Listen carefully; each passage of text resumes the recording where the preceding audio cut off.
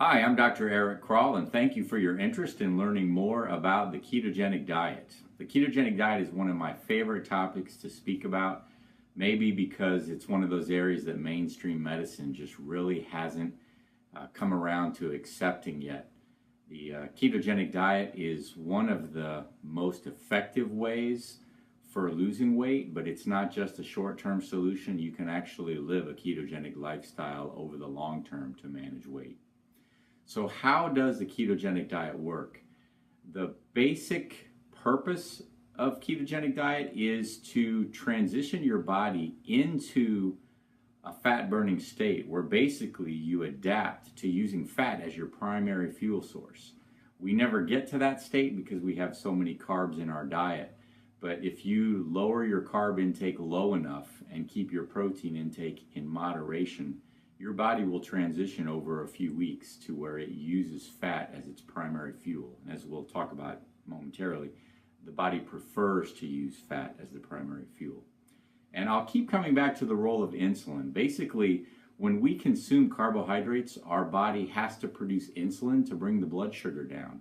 And whenever insulin is floating around in the body to a significant extent, it does not let the body burn its fat stores. So even if you're careful about watching your calories and you're laboriously tracking everything and you're exercising, doing everything you should do, if you get too many of your calories from carbohydrates so that there's more insulin floating around, it prevents you from burning fat.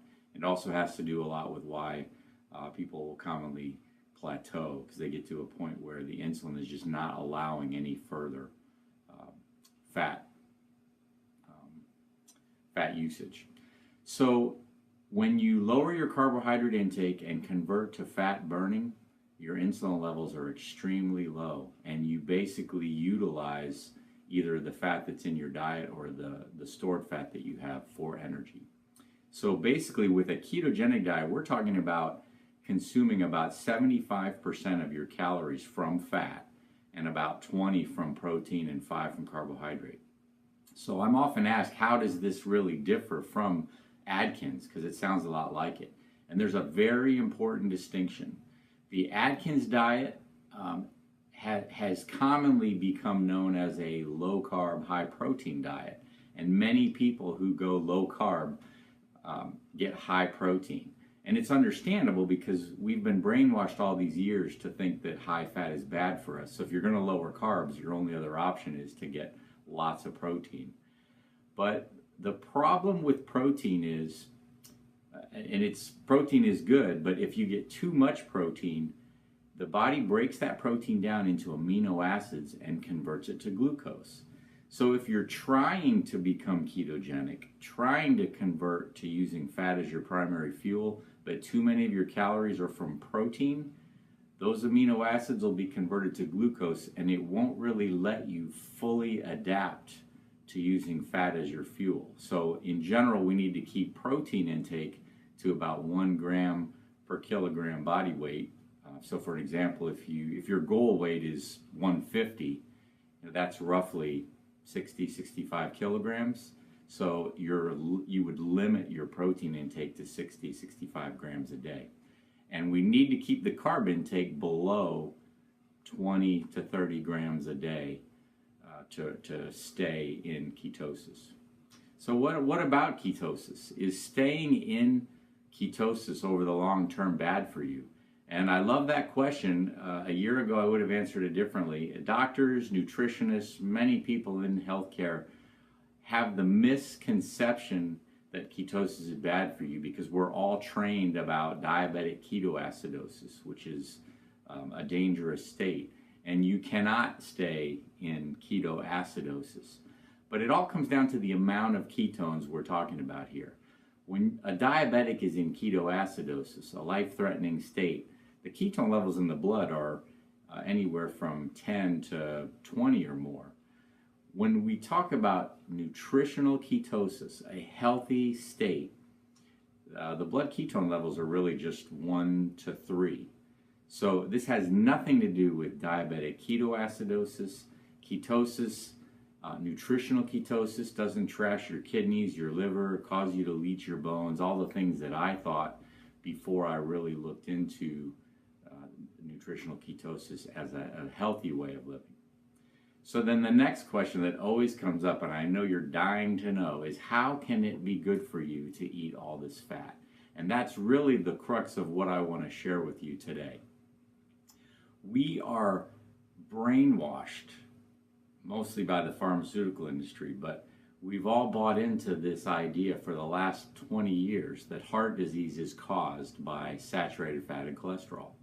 And while this is very important, when the saturated fat and cholesterol is consumed in the setting of carbohydrates, the high insulin levels cause that fat to be packaged into tiny particles, which certainly contributes to plaque development in your arteries and leading to heart attack and stroke.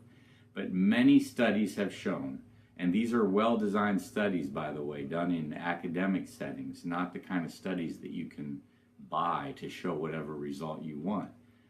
The studies have shown that when you consume high amounts of saturated fat and cholesterol, but in the absence of significant carbohydrates, so your insulin levels are low, ironically, the fat that you're eating mostly is being consumed for energy, so it doesn't matter anyway, but whatever does get packaged and metabolized is in big fluffy particles, which are actually pretty resistant to getting into your artery walls and causing plaque. So many studies in athletes and others who follow a ketogenic lifestyle, ironically, you could measure blood on a regular diet that's 30% fat and 40% carbs, and the amount of fatty acids and small bad cholesterol forming particles would be a lot higher than if you went on a ketogenic diet for 6 weeks or 3 months and did the blood again. The cholesterol levels might be a little higher, but cholesterol is just a number. What matters, and we know what matters, is the size of those particles. So you're much better off, you're more healthy from a standpoint of cardiovascular disease risk if you're getting 75% of your calories from fat, but only 5% from carbs, because of what we've just talked about, with particle size being the most important thing. And the real irony or paradox of all this is, if you're following a ketogenic lifestyle so that your carbs are low and you're using your fats as energy, the very fats that you want to take in are the fats which we've been programmed to think are bad for us.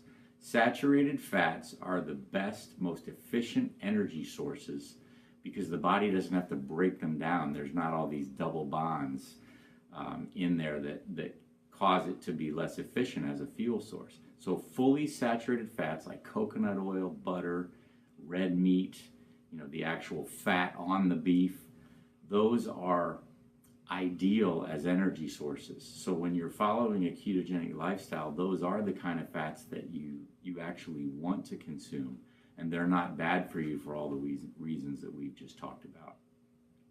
So once you've thought about all this and decided, wow, that really does sound good, and I'm going to do a ketogenic lifestyle, how do you get started? Well, basically, you do need to monitor your calorie intake so that you know that you're not getting too many carbs, and you know that you're not getting more than 1 gram per kilogram body weight of your protein. But as long as you keep your carbs below 20 to 30, after about 4 days, you're gonna burn up all the stored glucose you have in your body, stored as glycogen, and then your body starts on the path towards utilizing fat as its fuel.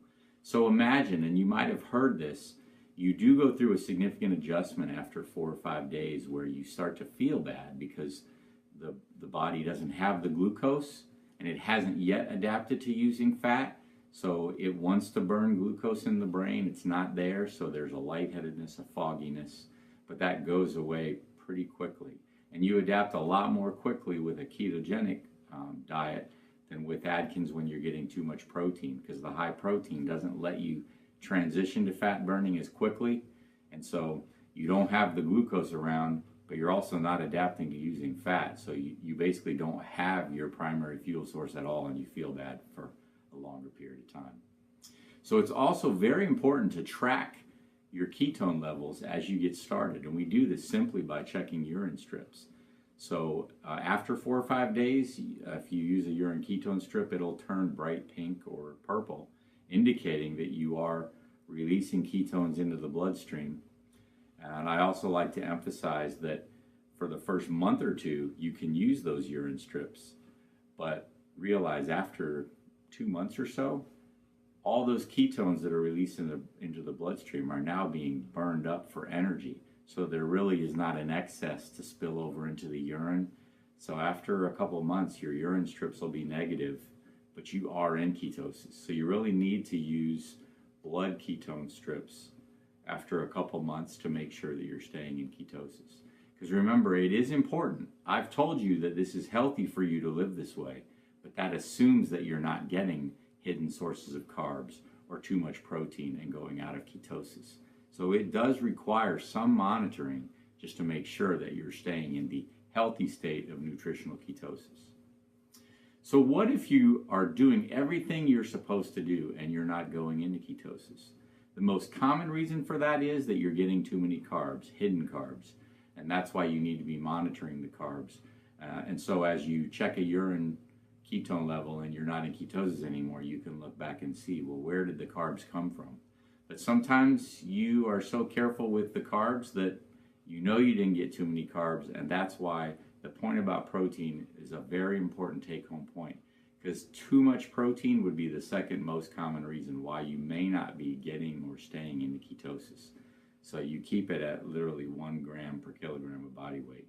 And you follow those two things and track your intake, generally you will get into ketosis. So what are the benefits of this healthy state of nutritional ketosis other than helping you manage your weight?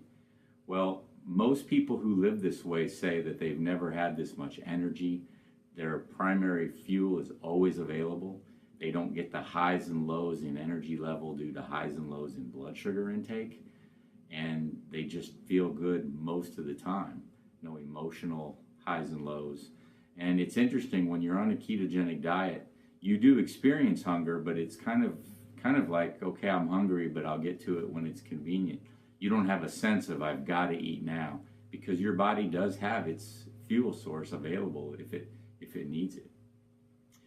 But there are more and more diseases which we're finding respond to a ketogenic lifestyle, mainly neurologic diseases, because as it turns out, our nervous system prefers to use fat as a fuel, so our nervous system functions better when we are living ketogenically.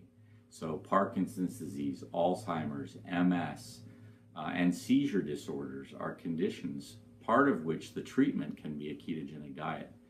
But one of the most exciting new areas of research right here in my backyard at the University of South Florida is being done on cancer. And it turns out that cancer cells can't really adapt to using fat as a fuel. So they're looking at hyperbaric oxygen environments with a ketogenic diet as a way of literally starving out cancer cells. Very exciting. So it turns out that the ketogenic lifestyle, the ketogenic diet, is a healthy way of managing your weight. It's a healthy way of living a heart-healthy lifestyle, paradoxically. And if you really are interested in learning more about the benefits, how to do it, I would encourage you to check the following resources. There's one in particular that I think is well done, and that is a book called Conquering Diabetes with a Ketogenic Diet by Ellen Davis. It explains a lot of the things that you can do if you're not feeling well in those first few weeks, and specifically what you can eat. And feel free, if you have more questions, you can email me at drcrall@mydpcdoc.com. You can get that through my website at www.mydpcdoc.com. So thank you again for your attention and your interest in this amazing topic. And as you try to move forward and follow a heart-healthy lifestyle and aim for good health and healthy longevity, please always remember that not enough time is a euphemism for not enough desire. Thank you.